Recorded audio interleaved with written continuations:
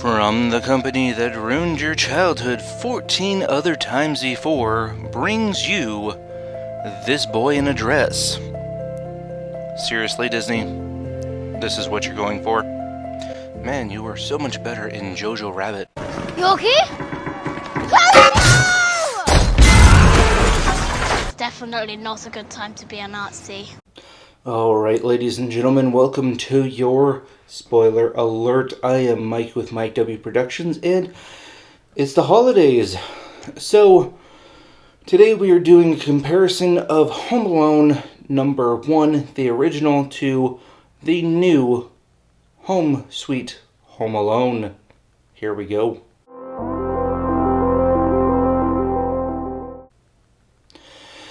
Alright guys, so as I said, we are comparing the original Home Alone to the new Home Sweet Home Alone. I, of course, being my age, love the original because I was a kid when it came out. It was original, funny, and kind of coherent. The second one isn't bad, but by the time you get to the ending, you find out that everyone is horrible and everyone is not so bad. And I know that sounds contradictory, but when you watch the movie, you'll understand what I'm talking about. So, the premise of the first one, of course, is you have Kevin McAllister, whose family is moderately rich, I would say. They have a big house, they have a ton of family that comes to their house, and they can afford to go to France for vacation, Christmas vacation. So yeah, they're well off, but they don't look like rich people. So they don't like flaunt their richness. And Kevin, albeit a brat, doesn't act like a spoiled brat. He's just a typical, like, I think 11-year-old kid who is testing the waters with how far he can push his parents on the talking back scale. The new kid is a rich kid. He's a British kid in America. His mom is British, his dad is American, so apparently they were divorced and got remarried and all that, so that's something new. He's not a horrible person. He's just kind of a brat. There's multiple times that build this up that he's just kind of a brat. He wants this toy. He has to use the bathroom at the beginning of the movie and has to get to the bathroom. So his mom sees this open house thing, and so they go down there and they use the bathroom. Not really intending to look at the house to buy, but just to use the bathroom. He meets the owner of the house, who is our bad guy number 1. Which really isn't a bad guy, and that's a whole nother thing that we'll get into in a little bit. So he meets the first bad guy, who is the owner of this house, and he's hanging out in this room. He gets done using the bathroom and walks out into that room and sees that there's a bunch of dolls, and they're talking about the creepy, weird dolls. And we think that he steals the doll. We do, not them yet. So, progressing forward, they find out that this doll is worth like a couple $100,000. So he looks for the doll in the box, in the place that it was supposed to be, and it's not there. So he thinks that the kid stole the doll. We think that the kid stole the doll. We don't actually see him steal the doll, but it's kind of assumed because he gives it a look, and then they do a sharp cut. So, yes and no. So, he remembers the mom saying their last name, so he looks it up, and the next day goes to their house to ask and see if the kid has the doll. The parents are leaving because that's what happened in the first one, and then he finds out over the stupidity of the parents what their security code is and what the where the key is hidden. Okay. It's kind of like, why would you... It doesn't make sense. Let's just put it that way.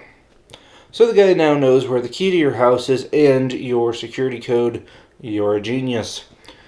He thinks that he is one of the valets to the shuttle that they're taking to take all these people with them.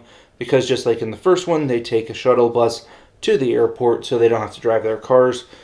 The kid the night before got frustrated and went downstairs to their garage and slept in their car watching a cartoon on a TV screen.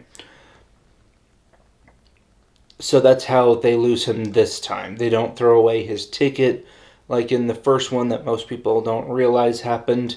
They don't, the power doesn't go out. Everyone wakes up on time and leaves except for Kevin, or this version of Kevin, who is in the car sleeping. They think that they did a head count. They really didn't do a head count. They all just rushed in and left. So that's even more neglect than the first one, because at least in the first one, you got a head count. Albeit a wrong head count, but you still got one. So,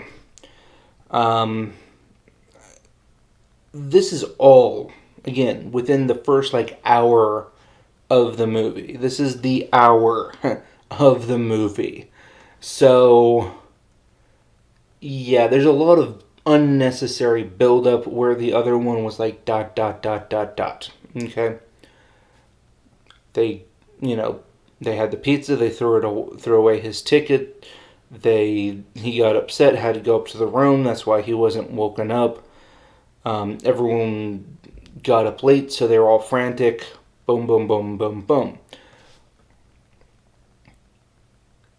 And then and then it naturally slows down towards the middle, towards him being in the house, having fun, doing all of the antics that he did. We do have that cameo in this one as well. And so it's pretty interesting, the contrast between the two. The bad guy, let's talk about the bad guys, because the bad guys in the first one were actually bad guys. They were thieves, they were robbers, maybe even murderers, we don't know. The Sticky Bandits, or in this one, the Wet Bandits. In the first one, they are the Wet Bandits, which is a fun name because I remember it, and I haven't seen the movie fully in probably at least a year, if not two. In this one, they're not bad guys. They're just two parents who are trying to get this doll.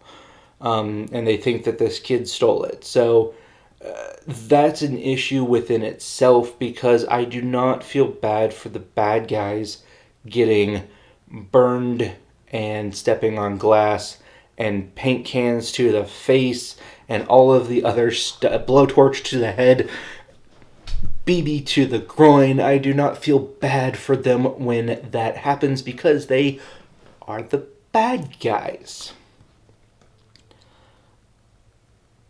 When it's not bad people having bad things happen to them, I don't enjoy it as much. Is the slapstick funny stuff funny? Yes. But when they get seriously hurt, I feel bad about it, because they're not actually bad guys. They're just frustrated and want to get this thing back that they feel has been stolen from them, which is technically justified. So, I mean, do they go about it wrong? Yes. But it's kind of like, well, what are you going to do? What they should have done was just call the cops and let them sort it out. So, they have a few attempts where they come back and try to rob the house. The first time they just get scared, the husband gets scared and runs off. The next time the wife goes with them, and they kind of fumble around and then come back the next night. And the next night the kid figures out what's going on and sets up all the booby traps. So he thinks because they said, we're going to get the ugly kid, or the ugly child, or something like that, he thinks that they're going there to kidnap him. So now he's justified in his actions because he legitimately thinks that they are there to kidnap him. They legitimately think that he stole the thing from them.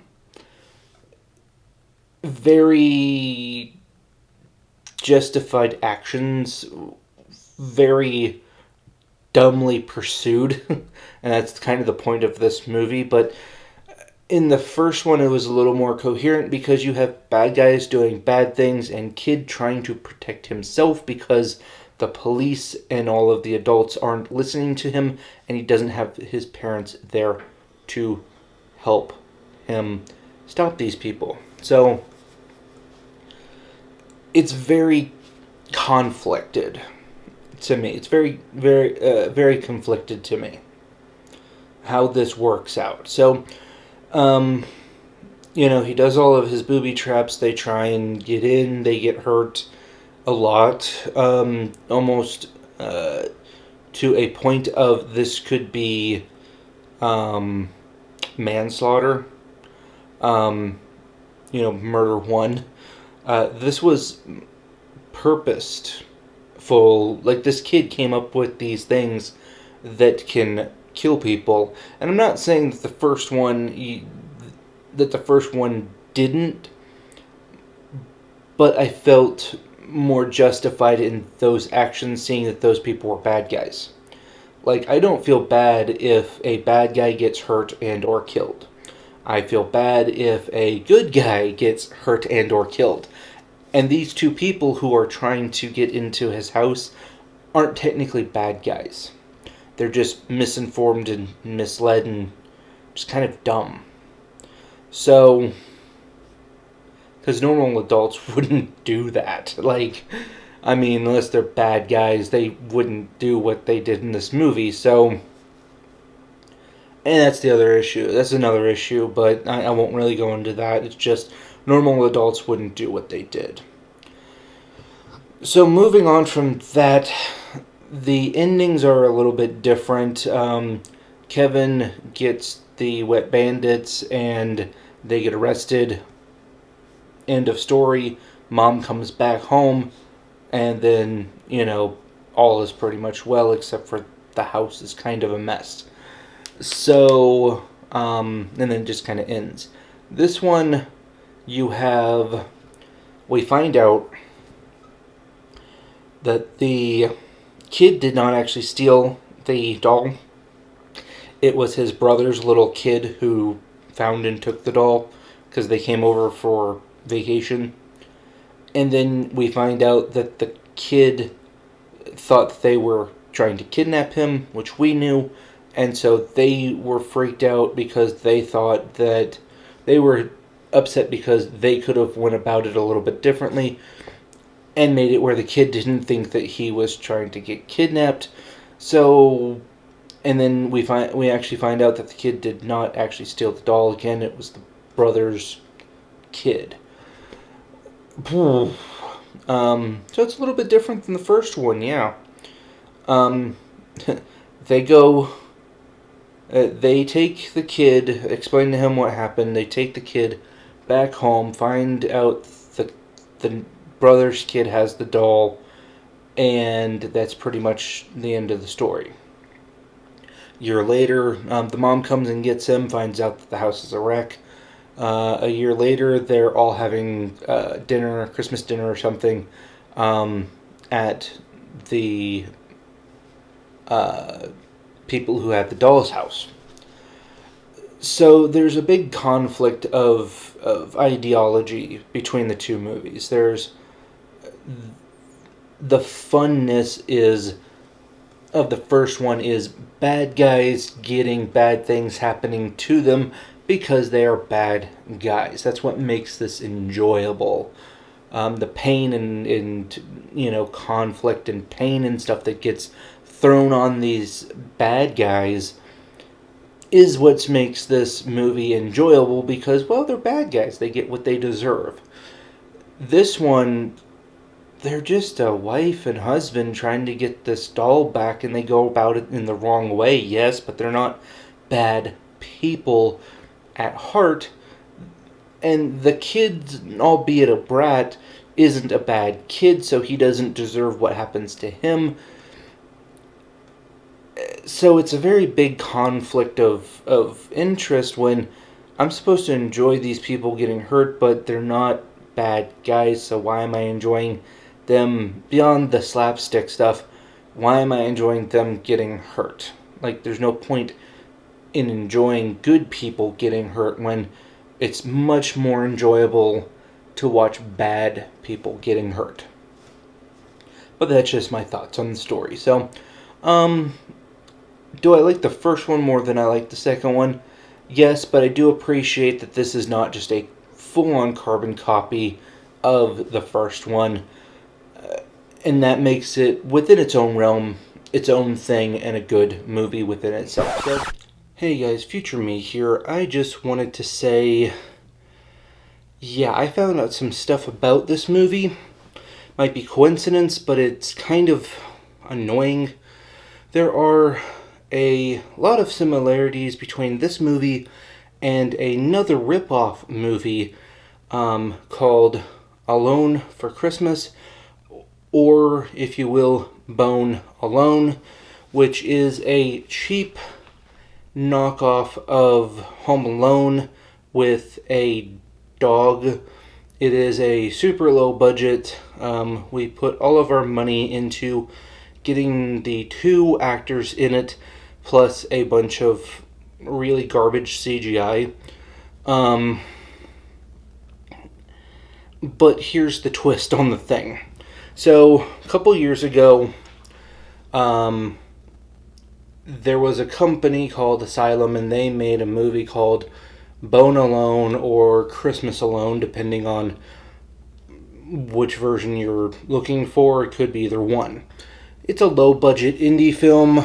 It has the dad from Wizards of Waverly Place and Kevin Sorbo, who some of you might not remember, but he used to be Hercules, and now he does basically C-level Christian movies. I'm surprised that he did this one, but a paycheck is a paycheck, I guess.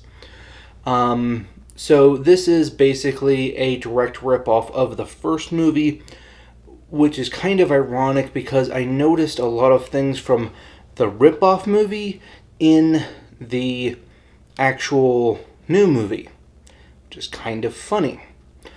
I'll show you guys that now.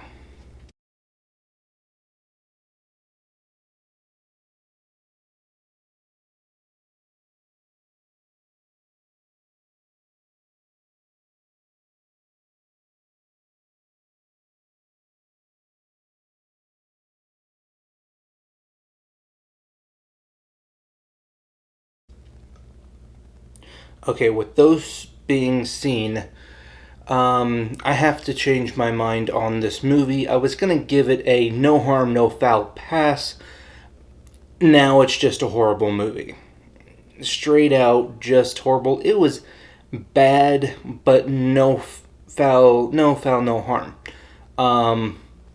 Now that I know that they were seemingly taking liberties from this other movie, I'm conflicted, and so yeah, this is just a dumpster fire now. So, yep, that's my review. Hopefully you guys like this review. If you do, go ahead and give it a thumbs up. If you don't, give it a thumbs down. It helps the algorithm either way. What do you guys think about the movie? Have you guys seen Bone Alone or Christmas Alone, if you will? If you guys want to see another video, there should be one popping up here for you. And if you guys would like to subscribe, I'll make it easy for you and put a button right here. So with that being said, guys, thank you to all my subscribers. Thank you for getting this far in the video, and we will see you next time. Peace.